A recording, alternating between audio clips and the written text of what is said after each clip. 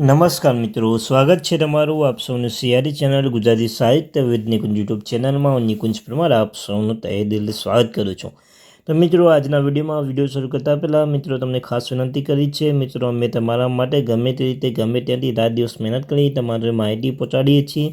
તો મિત્રો, તમારી પણ ફરજ બને છે તમે પણ વિડીયોને લાઇક અને ચેનલમાં નવા આવે ચેનલ સબસ્ક્રાઈબ કરવાનું ભૂલશો. અને તમારા એક લાઇકથી અન્ય સ્ટુડન્ટ, અન્ય વિદ્યાર્થી મિત્રો, અન્ય જે પેન્શનદારો પણ જોડે માહિતી, વિડીયો લિંક, વિડીયો શેર થાય છે. તો મિત્રો, અવશ્ય વિડીયોને લાઇક અને ચેનલમાં નવો ચેનલ સબસ્ક્રાઈબ કરીને બેલ આઇકન બટન દબાવવાનું ભૂલશો નહીં. સાથે સાથે મિત્રો, જે વોટ્સઅપ ચેનલ, ટેલિગ્રુપ બંને બનાવે છે તેની લિંક ડિસ્ક્રિપ્શનમાં મૂકું છું. મિત્રો, અવશ્ય જોઈન થઈ જજો.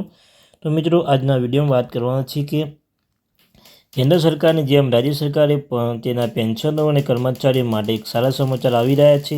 60 વર્ષ ઉંમરના કર્મચારીઓ માટે પણ એક લેટેસ્ટ અપડેટ મળી રહી છે. તેના વિશે આપણે ચર્ચા કરીશું. તો વધારે સમય ન બગાડતા આજના વિડીયોની શરૂઆત કરું છું. તો મિત્રો, આજે રાજ્ય સરકારે તેના કર્મચારીઓની પેન્શનો માટે મોંઘવારી ભથ્થું ડીએ નોંધપાત્ર વધારાની જાહેરાત કરી છે. 4% વધારો દર્શાવે સત્તાવાળા આદેશ જારી કરીને નિર્ણયથી ઝડપથી પાલન કરવામાં આવ્યું હતું.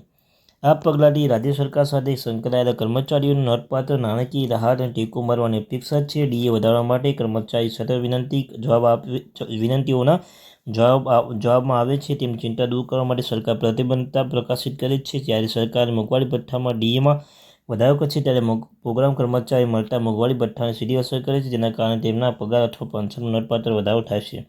જ્યારે આપણે ડીએની વિભાગનો અભ્યાસ કરીશું ત્યાં વધુ સ્પષ્ટ બની છું ત્યાં વધુ સ્પષ્ટ બને છે કે અનિવાર્યપણે જેમ જેમ ફુગાવાનો દર વધે છે તેમ તેમ તમારા પૈસાની ખરીદ શક્તિ ઘટે છે. પરિણામ, જો તમારા પગાર વધારો ફુગાવાનો દર સાથે મેચ કરવામાં અથવા ઘટાડો નિષ્ફળ જાય તો તમારી વાસ્તવિક કમાણીનો ઘટાડો સૂચવે છે. આમ, ડીએ અને ફુગા વચ્ચેના સહસંબંધને સમજવાથી બદલાતી આર્થિક પરિસ્થિતિઓ ધ્યાનમાં રાખીને પગાર ગોઠવણી ગતિશીલતા સમજાવવાની મદદ મળે છે.